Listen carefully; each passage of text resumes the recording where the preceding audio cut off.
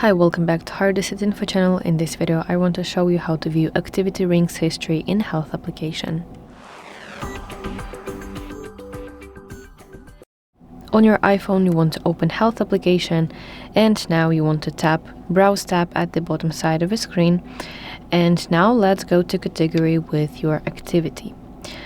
Now we want to tap on activity section once again, and here you will see this activity ring. So as you can see, those are divided into move, exercise, and stand.